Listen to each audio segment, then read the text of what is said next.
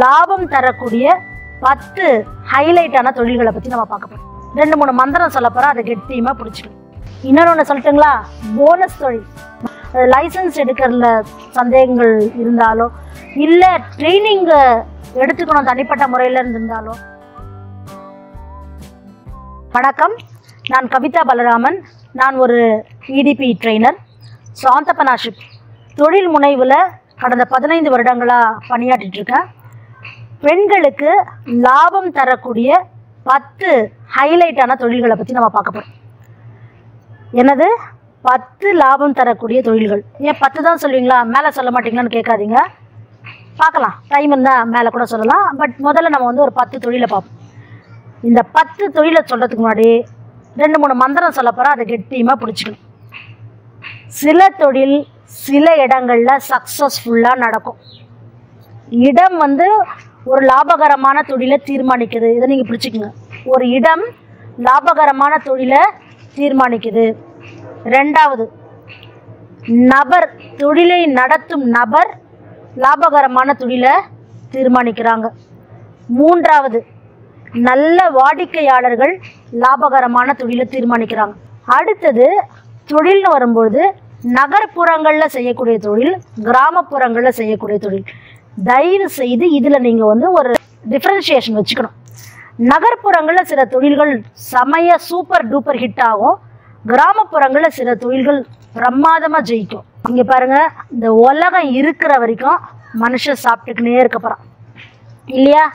அப்போ உணவு சம்பந்தமாக செய்யக்கூடிய எல்லா தொழிலுமே லாபகரமான தொழில்.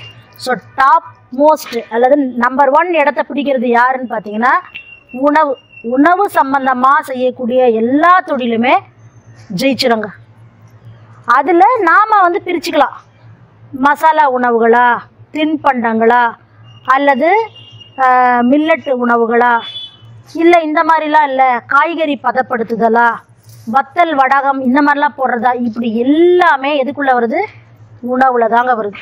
ஏன்னா அது உற்பத்தி ஆகுது, கன்சியூம் ஆகுது. அப்போ டாப் மோஸ்ட் இடத்த பிடிக்கிறது எது? உணவு பிஸ்னஸ் தான். சரிங்களா? இப்போ 2வது, ஹோட்டல். உணவு பிஸ்னஸ் வேறு, ஹோட்டல் வேறு, நல்லா தெரிஞ்சுக்குங்க. 2வது டாப் மோஸ்ட் பிஸ்னஸ்ன்னு பார்த்தீங்கன்னா ஹோட்டல். இப்போ ஹோட்டல்னு சொன்ன உடனே நீங்கள் 50 பேருக்கு சேர் போட்டு 100 பேருக்கு சேர் போட்ட பேர் தான் ஹோட்டல்லாம் கிடையாது. நீங்கள் வெறும் 4 பேருக்கு தான் சேர் போடுறீங்க அப்படின்னாலும் உங்களால் கெப்பாசிட்டி 30 to 50 மெம்பர்ஸ்க்கு ஒரு நாளைக்கு ஃபுட்டு ப்ரொடியூஸ் பண்ண முடியும்னா அதுவுமே ஹோட்டல் கேட்டகரியில் தான் வருது. ஸோ முதல்ல எல்லாமே ட்ரை, சரிங்களா? ஆனால் 2வது அப்படி கிடையாது. அது ஒன்று டிஃபன் ஐட்டமாக இருக்கலாம், அல்லது சாப்பாடாக இருக்கலாம், இல்லைன்னா மறுபடியும் ஈவினிங் மாலை நேர ஸ்நாக்ஸ் சிற்றுண்டி வகைகளாக இருக்கலாம். ஸோ 2வது இடமும் எது தான் பிடிக்குது?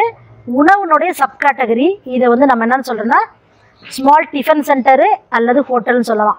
ஸோ இது சிறு தொழில் முனைவோர்களுக்கு சூப்பராக சக்ஸஸ் ஆகும். ஏன்னா இன்றைக்கி நீங்கள் உற்பத்தி பண்ணுறீங்க, இன்றைக்கே அதை மக்கள் கன்சியூம் பண்ணிடுறாங்க. இன்றைக்கி எவ்வளோ கஸ்டமர் வராங்க, அதுக்கேற்ற மாதிரி அடுத்த நாள் டிமாண்டுக்கு சப்ளை பண்ணும்.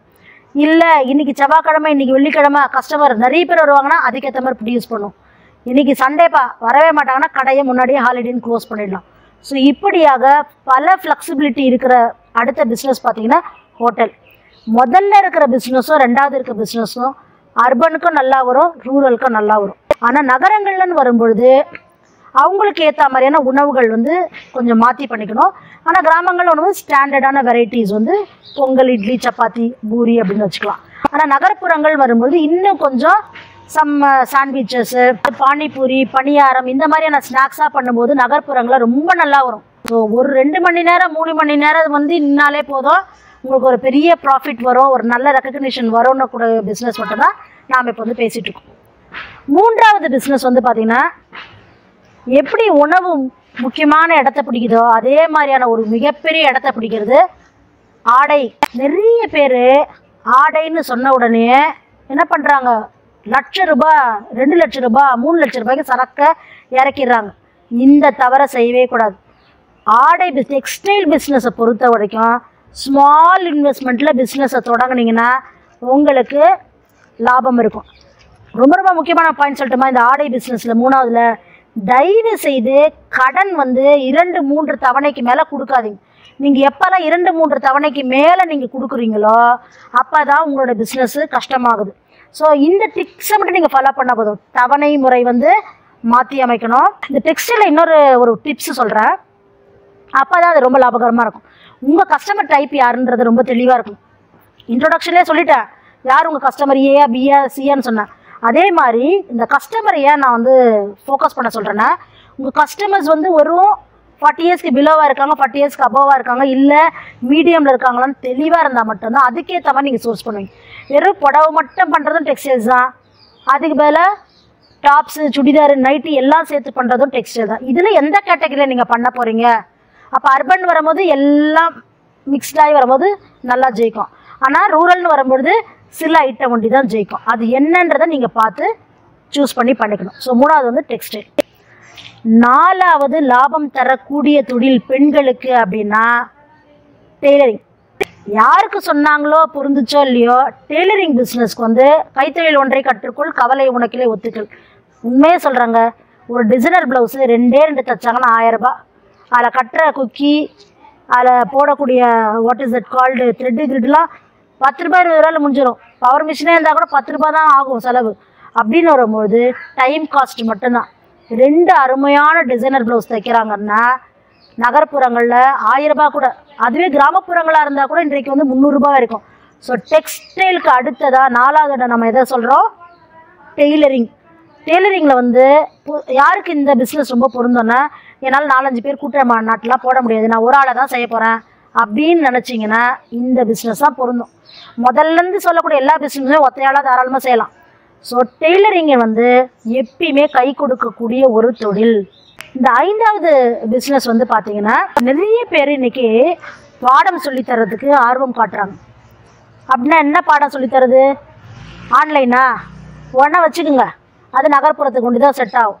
ஆன்லைன்லாம் இல்லைப்பா, ஆஃப்லைனில். நீங்கள் வந்து டியூஷன்னு இதுக்கு பேர் வைக்கக்கூடாது. இதுக்கு பேர் என்ன வைக்கக்கூடாது? டியூஷன்னு பேர் வைக்கக்கூடாது. இதுக்கு பேர் அகாடமி. 5வது என்னது? அகாடமி. அதில் நீங்கள் டியூஷனும் சொல்லிக் கொடுக்கலாம், அந்த பிள்ளைகளுக்கான ஒரு லீடர்ஷிப் குவாலிட்டிஸை சொல்லிக் கொடுக்கலாம். அதில் வந்து பார்த்திங்கன்னா ஒரு அபாக்கஸ் கிளாஸ் இருக்கலாம், அல்லது லூடோ கேம் விளையாட வைக்கிறது. இப்போ வந்து பாரம்பரிய விளையாட்டுகள்லாம் இருக்குல்ல, அது லூடோ கேமாக இருக்கலாம், ஸ்னேக் அண்ட் லேடராக இருக்கலாம், பல்லாங்குழி கூட இருக்கலாம். நீங்கள் நம்ப மாட்டீங்க, இந்த பிஸ்னஸ் நீங்கள் பண்ணுறீங்கன்னா அவ்வளோ குழந்தைகள் உங்கள்கிட்ட வந்து சேருவாங்க. நான் சொல்கிறது நகர்ப்புறங்கள். நகர்ப்புறங்களில் இந்த மாதிரியான குழந்தைகளுக்கு சொல்லி கொடுக்கக்கூடிய, ஐக்யூ வளர்க்கக்கூடிய, ஹாபீஸ் ஜென்ரேட் பண்ணக்கூடிய ஒன்றும் இல்லை, தினமும் சாயங்காலம் 1 மணி நேரம் உங்ககிட்ட விட்டால் மண்ணை தோண்டி செடி வளர்த்து தண்ணி ஊற்றி தினமும் பராமரிப்பாங்க.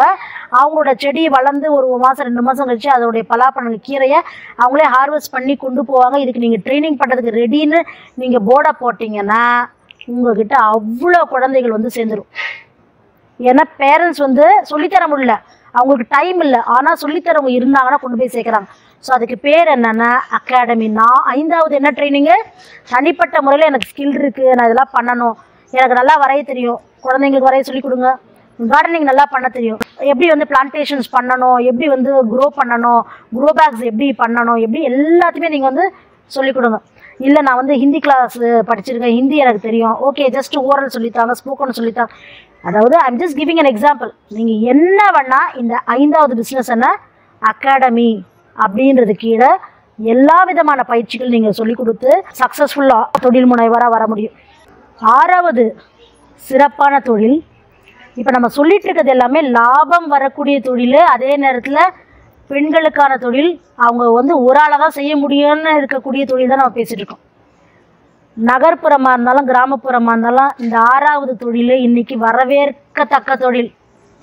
எல்லாருமே தன்னை அழகாக காட்டிக்கணுன்னும், தன் முகம் பொலிவாக இருக்கணுன்னும், சிகை அலங்காரம் பண்ணிக்கணும்னு நினைக்கக்கூடிய ஒரு தொழில் கண்டுபிடிச்சிட்டிங்க, அது பியூட்டிஷியன் தான். ஸோ நகர்ப்புறமாக இருந்தாலும் சரி, கிராமப்புறமாக இருந்தாலும் சரி, இந்த தொழிலில் என்னென்னா உடனே நான் சேர்க்கு இவ்வளோ ஆகுது, மிரருக்கு இவ்வளோ ஆகுது, அந்த தவறு தான் செய்யாதீங்கன்னு சொல்கிறேன்.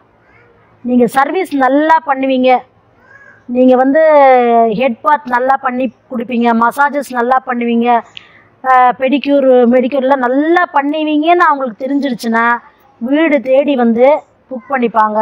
வீடு தேடி வந்து கல்யாணத்துக்கு புக் பண்ணுவாங்க. ஃபேஷியல்லேருந்து மேக்கப்லேருந்து எல்லாத்துக்குமே மக்கள் வந்து குவிஞ்சிருவாங்க.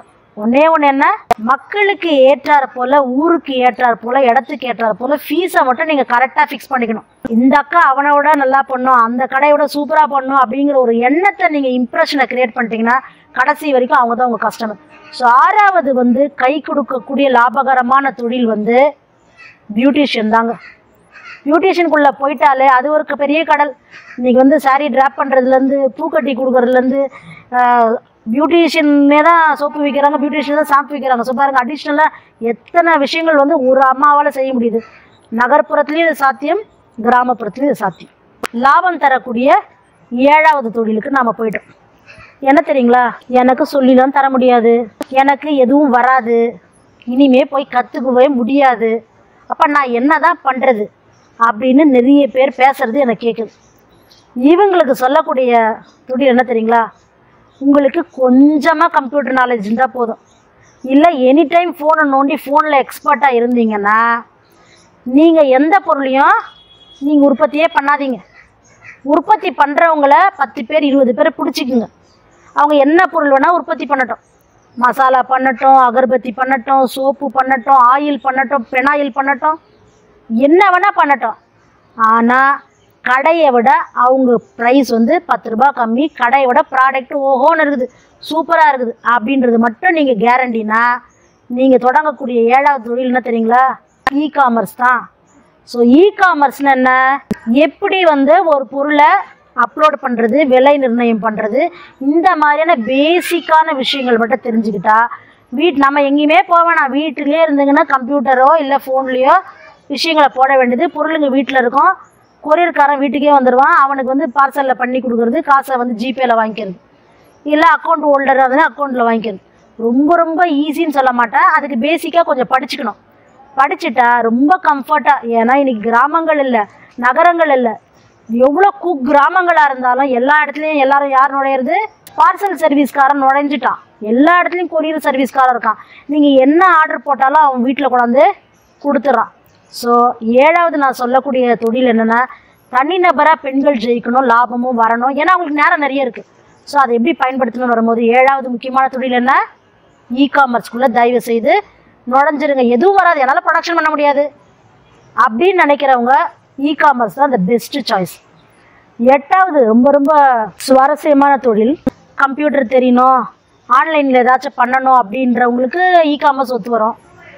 எனக்கு கம்ப்யூட்டரும் வராது, ஆன்லைன் இந்த மாதிரிலாம் தகடுத்தோம் பயம் அப்படின்னா ஒன்றும் பயப்படாதீங்க.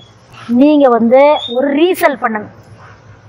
எப்படி வந்து ஒரு நாட்டாம் கடை வச்சுருக்காரு, பெட்டி கடை வச்சுருக்காரு, ஒரு டீ கடை வச்சுருக்காரு, அதே மாதிரி நீங்கள் கடைலாம் ஒன்றும் போட தேவையில்லை, போர்டு மட்டும் போட்டுருங்க, இவ்வளோ ஐட்டம் எங்கள் வீட்டில் கிடைக்கும்னு சொல்லு. ஸோ அது எல்லாமே உற்பத்தி பண்ணுறவங்ககிட்டருந்து வாங்கி வீட்டில் ஸ்டாக் வச்சுக்கிட்டு வீட்டில் இருந்தே ரீசேல் பண்ணுங்கள். ரீசேலிங் அவ்வளோதான்.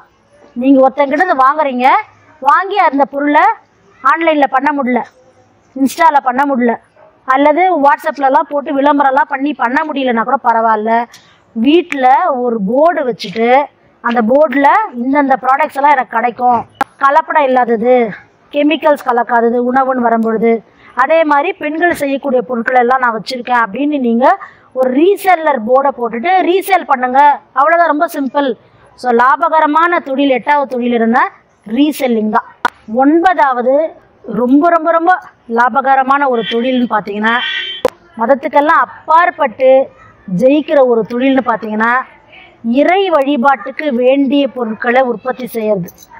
அது குங்குமம், கற்பூரம், சாம்பிராணி, ஊதுபத்தி, மெழுகுபத்தி, மலர் செண்டுகள், வாசனை திரவியங்கள், சாண்டில் பவுடரு, சாண்டில் டிப்பு, இப்படியாக கடவுள் வழிபாட்டுக்கு தேவையான A to Z பொருட்களை தயாரித்தாலும் சரி, ரீசேல் பண்ணாலும் சரி. ஆனால் உங்ககிட்ட போனால் கோயிலுக்கு போக வேண்டிய எல்லா ஐட்டம் ஒரு மாதத்துக்கு நான் வாங்கிடலாம் அப்படிங்கிற அளவுக்கு நீங்கள் வந்து ப்ராடக்ட்ஸ் பண்ணி ரீசேல் பண்ணுறதுக்கோ விற்பனை பண்ணுறதுக்கு தயாராகிட்டிங்கன்னா அற்புதமான லாபகரமான பிஸ்னஸுங்க.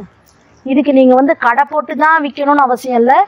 நீங்கள் இது ஆன்லைன் பிளாட்ஃபார்ம் கொண்டு போகலாம், ரீசேல் கொண்டு போகலாம். அது வந்து ஒரு பஞ்சகாவிய விளக்கு நீங்கள் பண்ணி இல்லை மற்றவங்கள்ட்ட வாங்கி விற்கிறீங்க, நல்லா இருக்குது அப்படின்னு தெரிஞ்சுக்கிட்டாங்கன்னா கடைசி வரைக்கும் உங்ககிட்ட தான் பஞ்சகாவிய விளக்கு வராங்க. சிம்பிள் கால்குலேஷன் சொல்கிறேன். ஒரு வாரத்தில் உங்களுக்கு மொத்தம் பார்த்தீங்கன்னா 2-4 விளக்கு அவங்க யூஸ் பண்ண போகிறாங்க அப்படின்னா, செவ்வாய்க்கிழமை வெள்ளிக்கிழமைனா ஒரு மாதத்துக்கு வந்து பார்த்திங்கன்னா 10 பஞ்சகாவிய விளக்கு. அப்போ 12 மாதத்துக்கு கணக்கு பண்ணிவிடும். இது வந்து வெறும் அவங்க வீட்டில் பயன்படுத்துறது. இதே பஞ்சகாவிய விளக்கை எல்லா கோயிலுக்கும் கொண்டு போய் ஏற்றுவாங்க. இது வந்து ஒரு சிம்பிள் எக்ஸாம்பிள் சொல்கிறேன். அதே மாதிரி தூப சாம்பிராணியாக இருக்கட்டும், கற்பூரமாக இருக்கட்டும், எல்லாமே வீட்டில் தயாரிக்கப்பட்ட பொருள் அப்படின்னு வரும்பொழுது அதற்கு வந்து மக்கள் அதிகமான அளவு வரவேற்பை கொடுக்குறாங்க. எண்ணெயும் சொல்கிறேன். 5 வகையான எண்ணெய், தீபம் ஏற்றுற வெண்ணெய், அதுக்கப்புறம் வந்து நெய், வீட்டில் செய்யக்கூடிய பசு நெய், இந்த மாதிரியான ப்ராடக்ட்ஸ்க்கு நல்ல வரவேற்பு மக்கள்கிட்ட இருக்குது. அதாவது பூஜை பொருட்களுக்கு மக்கள்கிட்ட ஒரு நல்ல வரவேற்பு இருக்குது. அதனால இதை நீங்கள் வந்து செய்யலாம், ரொம்ப சக்ஸஸ்ஃபுல்லாக முடியும். 10வது லாபம் தரக்கூடிய தொழில் பெண்கள் வீட்டில் இருந்தே செய்யணும் அப்படின்னு பார்த்தீங்கன்னா கைவினை பொருட்கள் தான். ஹேண்டிகிராஃப்ட்ஸ்ன்னு வந்தால் அது ஓவியம் வரையதாக இருக்கட்டும், கிளாஸ் பெயிண்டிங்காக இருக்கட்டும், கிளே மாடலிங்காக இருக்கட்டும், அல்லது ஃபில்லிங்காக இருக்கட்டும், டெரகோட்டா ப்ராடக்ட்ஸாக இருக்கட்டும், த்ரெட் பேங்கிளாக இருக்கட்டும், குந்தன் வளையலாக இருக்கட்டும், அல்லது கேனில் வந்து ப்ராடக்ட்ஸ் பண்ணுறவங்களா இருக்கட்டும், சிரட்டை கொட்டாங்குச்சியில் பண்ணக்கூடிய பொருட்களாக இருக்கட்டும், இல்லை இந்த மாதிரிலாம் எதுவுமே இல்லை, நான் வந்து ஹேண்ட் எம்ப்ராய்டரி தான் பண்ணுறேன், குரோஷே பண்ணுறேன், கூடை பின்னுறேன், ஒயர் கூடை பண்ணுறேன், அல்லது பனை ஓலையில் கூடைகள் முடைகிறேன், பனை ஓலைகளில் கிஃப்டெல்லாம் பண்ணுறேன். அப்படி உங்களுடைய கற்பனா சக்தியை வச்சு நீங்கள் வந்து என்ன வேணால் பண்ணலாம். அது வந்து இருக்கக்கூடிய பொருள்லேருந்து தயாரிக்கிறதா இருந்தாலும் சரி, வேஸ்ட்டாக ஆகிற பொருளை நான் வந்து வெல்ட்டாக மாற்றுறேன், இந்த பொருள் வந்து இனிமேல் வேணாம், உபயோகமே ஆகாது அப்படின்னா அந்த பொருள்லேருந்து நான் வந்து ரொம்ப அழகான கலைப்பொருட்களாக செய்வேன். அல்லது கார்டனுக்கு வேண்டிய பாட்ரி ஐட்டம்லாம் பண்ணிவிடுவேன். கார்டனில் வந்து ஒரு பூ இருக்கிற மாதிரி பூ ஸ்டாண்ட் வந்து வேஸ்ட் பாட்டிலில் பண்ணுவேன். இப்படி என்ன வேணால் பண்ணலாம். குட்டி குட்டி மினியேச்சர்லாம் பண்ணுவேன். மினியேச்சர்னா என்னென்னா பெரிய உருவத்தை சின்ன உருவமாக பண்ணுவேன். படங்கள் வரைவேன். சாரியில் வந்து பார்த்திங்கன்னா ஃபேப்ரிக் பெயிண்ட் பண்ணுவேன். எனிதிங். ஹேண்டிகிராஃப்ட்னாலே நம்மளுடைய கைவண்ணம், நம்மளுடைய கலைவண்ணம், இதை எப்படி காசாக மாற்றுறது அப்படின்றத வெறும் பொருளை பண்ணிவிட்டு வீட்டில் ஷோகேஸில் வைக்கிறதுக்கு பதிலாக அந்த பொருளுக்கு ஒரு கிஃப்டாக அமைச்சு ஒரு ஃப்ரேம் போட்டு ஒரு மக்கள் வாங்கக்கூடிய வகையில் பண்ணும் பொழுது இது வந்து சிறப்பான லாபம் தரக்கூடிய தொழிலாக இருக்கும். இன்னொன்று சொல்லட்டுங்களா? போனஸ் தொழில். அதாவது நம்ம எல்லாரும் தொழில் பண்ணுறோம், 10 தொழிலை பேசிட்டோம். அது ஃபுட் இண்டஸ்ட்ரியில் ஆரம்பித்து டிஃபன் சென்டர்லேருந்து இன்றைக்கி இப்போ லாஸ்ட்டாக வந்து ஹேண்டிகிராஃப்ட்ஸ் வரைக்கும் நம்ம பேசுகிறோம் இல்லையா? எல்லா பிஸ்னஸையும் சூப்பராக ஒரு பிஸ்னஸ் பண்ணுதுங்க. அதுதான் யூடியூப். நீங்கள் என்ன பண்ணாலும் அந்த யூடியூப்லேயும் அதை போடுங்க. ஆட்டோமேட்டிக்காக உங்கள் பிஸ்னஸை தேடி மக்கள் வருவாங்க. இன்றைக்கு வந்து எனக்கு எதுவுமே பண்ண தெரியாதுன்றவங்க கூட நடந்து போனால் எடுத்து வீடியோ போடுறாங்க, நடந்து போகிறதில்ல நடக்கிறத பற்றி பேசுகிறாங்க, நடக்கும்போது காற்று அடிச்சுன்னா காற்று எப்படி சுகமாக இருக்குதுன்னு பற்றி பேசுகிறாங்க, கதையை போடுறாங்க, கதையை வாசித்து போடுறாங்க, கவிதையை போடுறாங்க, கவிதையை எழுதி போடுறாங்க. அப்படி இருக்கும்போது நீங்கள் பண்ணக்கூடிய பிஸ்னஸ் ஒவ்வொன்றுத்தையும் நீங்கள் போடுங்க. யூடியூப்புமே ஒரு நல்ல பிஸ்னஸ் தான். இப்போ நம்ம வந்து 10 வகையான தொழில்களை பற்றி பார்த்தோம். ஆனால் இன்னும் நிறைய தொழில்கள் பெண்கள் செய்யலாம். இப்போ வந்து பார்த்திங்கன்னா முக்கியமாக கம்ப்யூட்டர் ஐடி தொழில்லாம் வரல. ஏன்னா நாம் வந்து அதை சிறு தொழிலுக்குள்ளே வைக்கலை. அதனால் அதெல்லாம் நம்ம பேசலை. ஏன்னா நிறைய பெண்கள் கேட்கலாம், ஏன் எப்பயுமே இதையே சொல்கிறீங்க, எங்களால் ஐடியிலையும் ஜெயிக்க முடியும். நிச்சயமாக ஜெயிக்க முடியும். அப்போ அது வந்து பார்த்திங்கன்னா ஓரளவு படித்த பெண்கள், டெக்னாலஜி தெரிஞ்ச பெண்களுக்கு மட்டும்தான் அதெல்லாம் வரும். ஸோ அதெல்லாம் வந்து இன்னொரு செக்மெண்ட்டில் நம்ம பார்க்கலாம். அதே நேரத்தில் இந்த சிறு தொழிலையுமே உணவு தான் நம்ம முதல் இடத்துல பார்த்தோம். அந்த உணவு அப்படின்ற தொழிலுமே பார்த்திங்கன்னா அதுலேருந்தே உங்களுக்கு 20 உணவு சம்மந்தமான தொழில்கள் இருக்குது. அதெல்லாம் நம்ம வந்து அடுத்த வீடியோக்களில் நம்ம பார்க்கலாம். அது மட்டும் இல்லாமல் உங்களுக்கு இந்த வரைக்கும் நான் பேசுறது ஏதாச்சும் சந்தேகங்கள் இருந்தாலோ, லைசன்ஸ் எடுக்கிறதுல சந்தேகங்கள் இருந்தாலோ, இல்லை ட்ரைனிங் எடுத்துக்கணும் தனிப்பட்ட முறையில் இருந்தாலோ நீங்கள் வந்து என்னை தொடர்பு கொள்ளலாம். நன்றிகள். சந்திப்போம்.